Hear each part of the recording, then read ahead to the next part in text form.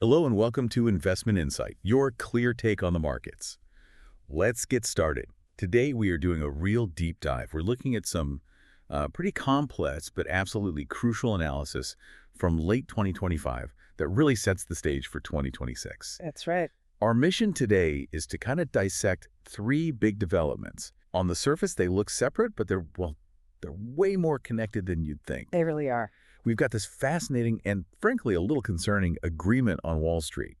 Then there's this major stress test in the AI supply chain. And then Japan. And Japan.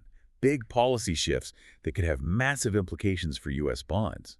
We're going to try and connect all those dots for you. And that's the core mission. I mean, these aren't just three separate news stories. They actually form this complex web of risk for the year ahead. A web of risk. I like that. Yeah, because when you look at the data, you realize the market is priced for an almost perfect scenario. Yeah. And the question becomes, what breaks that perfection? So we'll hit three things. First, the danger that's hiding in Wall Street's very uniform S&P 500 targets. Second, a really big event with Nvidia and Intel that challenges the whole U.S. chips story. Yeah, and third. And finally, what happens when the Bank of Japan moves back to normal and how that, directly impacts our own borrowing costs right here at home. Okay, let's unpack that first one, the S&P 500 forecasts for 2026. You're calling this phenomenon clustering. And I have to say, that word immediately raises my antenna. It should. It absolutely should. I mean, recent analysis shows this spread between the most bullish and the most bearish outlooks. It's one of the tightest we've seen in almost a decade. And the numbers really make the point, don't they? The highest forecast we saw was Oppenheimer at 8,100, and the lowest was Stiefel at 7,000. Right. That's a 16% gap. Now, that might sound like a lot, but in the grand scheme of things, for Wall Street forecasts, that's incredibly narrow. It is remarkably narrow. In fact, Reuters put the consensus target right around 7,490, which suggests investors are basically bracing for a moderate, kind of predictable 12% rise. It's the definition of a narrow channel. A narrow channel. It's like everyone is seeing the future through the exact same pair of glasses. Yeah. So what are the assumptions driving this almost spooky agreement? Well, when we dig into the data, you see three shared pillars holding this whole consensus up. The first, and it's the most obvious one, is AI momentum. It's just non-negotiable. Cool. Strategists are assuming that the capital spending on AI infrastructure and all the profit growth that comes with it will just continue pretty much unimpeded. That's the bedrock. So that AI-driven growth is just the baseline. It's the floor everyone is standing on. That is the starting point, exactly. Second, you've got this idea of Fed insurance. Fed insurance. Yeah, most firms have already priced in interest rate cuts from the Federal Reserve. And this isn't just an accounting thing, it's psychological. The market assumes the cuts will happen, and they'll act like an insurance policy, preventing any slowdown from turning into a deep recession. This makes it really hard for an analyst to be too pessimistic. Wait, but isn't that assumption? Isn't that a little dangerous? It sounds like analysts are banking more on what Jerome Powell might do than on the actual economy. That is the absolute heart of the risk, and it connects right to the third factor, the valuation ceiling. Meaning the market is already expensive. Very expensive, especially in mega cap tech. So if the gains can only come from earnings growth and not from the PE multiple getting bigger because it's already stretched, that naturally caps the upside. Analysts are basically saying we can't grow by getting more expensive, only by actually earning more money. So this isn't really proof that the prediction will be accurate. It sounds more like proof of shared assumptions. It's like everyone is using the same weather app, right? Yes. And it says it'll be sunny on Saturdays, so everyone plans an outdoor wedding. If that forecast is wrong, the entire crowd gets caught in the same downpour. Yeah. Is that the risk here? That is the perfect description of the vulnerability. The analysis is clear. A narrow range makes the market more fragile because the risk is asymmetric. What do you mean by asymmetric? Well, the upside is kind of spread out and gradual, but the downside risk is concentrated and simultaneous. If corporate earnings, especially AI earnings, suddenly fall short, everyone holding that same assumption is going to rush for the same exit door. Correlated unwinding. That's it. And what about volatility? I mean, if everyone agrees things are fine, the price of insurance should be low, right? Exactly. This consensus often leads to the VIX, the volatility index, being underpriced. So portfolio insurance is cheap. It's cheap. And it's cheap just when the threat of a market correction, a fire, is potentially high.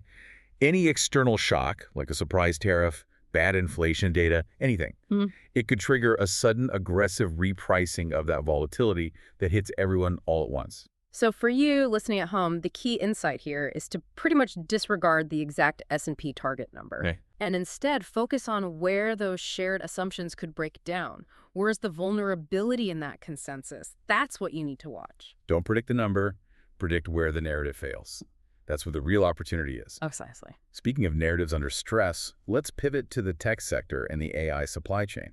We saw a very public event recently where Nvidia stopped testing Intel's advanced 18A manufacturing process. Yeah, this was a big deal, much more than just a typical contract negotiation. This hit the market hard because it was seen as a major reliability test for the whole, U.S. semiconductor independence narrative. So the 18A node is symbolic. Absolutely. It's symbolic for Intel Foundry Services, or IFS. I mean, Intel's big comeback story depends on them shifting from just making their own chips to becoming a real global foundry, someone who can compete with TSMC. And Nvidia's involvement, even just for testing, that was seen as a huge cosign of Intel's tech.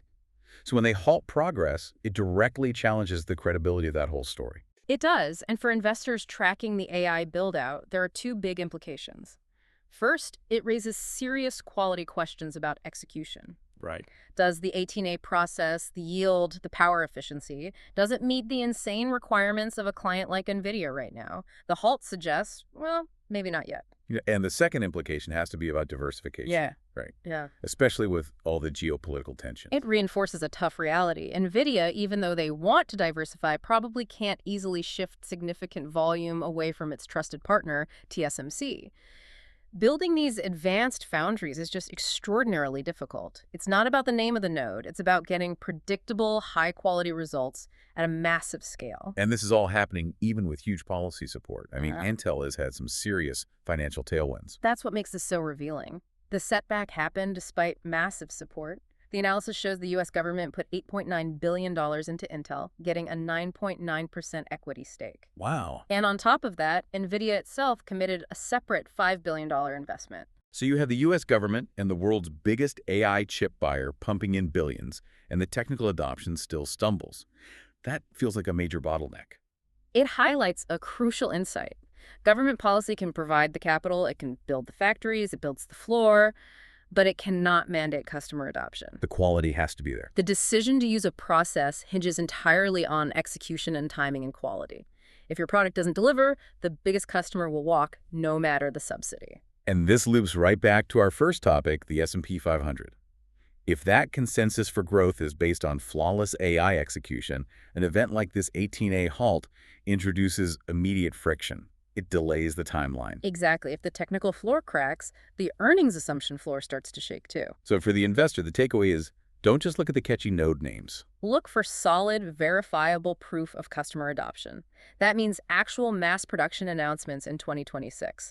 Execution risk is still the single biggest variable. Let's transition now to a global monetary story that could impact, well, both the AI outlook and the stability of U.S. markets. Japan. Analysis shows Japan's long journey back to normal interest rates has entered a really serious phase. It really has. On December 19th, 2025, the Bank of Japan, the BOJ, raised its key rate from 0.50% to 0.75%. Which doesn't sound like much. It doesn't, but it's now the highest rate in Japan in 30 years. And crucially, BOJ officials issued these very strong warnings, saying they have a free hand to intervene against excessive movements in the yen. They're ready to act. So why does a tiny rate hike in Tokyo matter so much to an investor in, say, Chicago? This is where we have to talk about the yen carry trade. The yen carry trade is critical. To simplify, think of it like this. It's been extremely cheap to borrow money in Japan, with interest rates near zero. So you, the investor, borrow yen for cheap. Then you take that yen, you convert it to dollars, and you invest it in something with a higher return abroad, like U.S. bonds or stocks. The difference, or spread, between the low borrowing cost in Japan and the high return elsewhere, that's your profit. So the rate hike to 0.75% shrinks that profit margin. It tightens it up, and if that margin gets too thin or if the yen itself starts getting stronger, it can wipe out your returns. This forces traders to unwind the trade. Meaning they sell the U.S. stocks or bonds they bought. Right. They sell the foreign asset, convert the dollars back into yen, and repay the loan. This rapid selling of global assets is what instantly increases volatility everywhere. Okay, now let's connect this to U.S. policy, especially with the current administration. Analysis confirms President Trump has been very public about wanting a weaker dollar to help exports. And this is where it gets really delicate. Japan is one of the largest foreign holders of U.S. treasuries, well over $1 trillion worth. And the U.S. does not want them selling those off. Absolutely not. Massive treasury selling would drive up our long-term interest rates and our borrowing costs. But Japan is also kind of constrained from selling on a massive scale. So if the U.S. wants a weaker dollar and Japan is acting to strengthen the yen, how do they avoid a financial collision? It comes down to this coexistence theory from the analysis. It suggests the U.S. will tolerate Japan's orderly rate hikes and interventions. Why? Because Japan's actions actually help the U.S. by easing some of the upward pressure on the dollar, which aligns with the administration's preference. But more importantly, it avoids the kind of financial chaos that could lead to a rapid, disorderly sell-off of U.S. treasuries. So the silent agreement isn't really about the exact exchange rate. No, the true U.S. priority is maintaining the orderly nature of U.S. long-term interest rates. That stability is what's essential. The goal is to avoid a huge spike in our own bond yields, even if it means putting up with the stronger yen. That is a crucial insight. This whole policy mix suggests the yen might be getting its old status back as a hedge currency, something that strengthens when global stocks fall. It could be. So for you, the investor, the takeaway is clear. You have to watch Japan's policy not just for the currency market, but as a source of potential volatility for U.S. bond yields, which can affect every single thing you own. And just to tie these three themes together quickly, the market is betting big on a very specific AI-driven moderate growth story. That story depends entirely on flawless execution in the semiconductor supply chain. And both of those things are really vulnerable to global policy shocks, like Japan pulling liquidity out of the system. The risks for 2026 are all concentrated in the failure of these interconnected assumptions. That's a perfect summary of the risk complex. That narrow consensus demands perfect execution. But what happens if that AI timeline gets stretched out? Maybe from technical problems, like at Intel, or from rising global borrowing costs thanks to Japan. You're talking about a world where earnings growth expectations are suddenly cut in half. How far could that narrow S&P 500 window actually fall, especially when everyone is standing near the same exit door? That's the question we need to be mulling over. Don't forget to subscribe and hit that like button.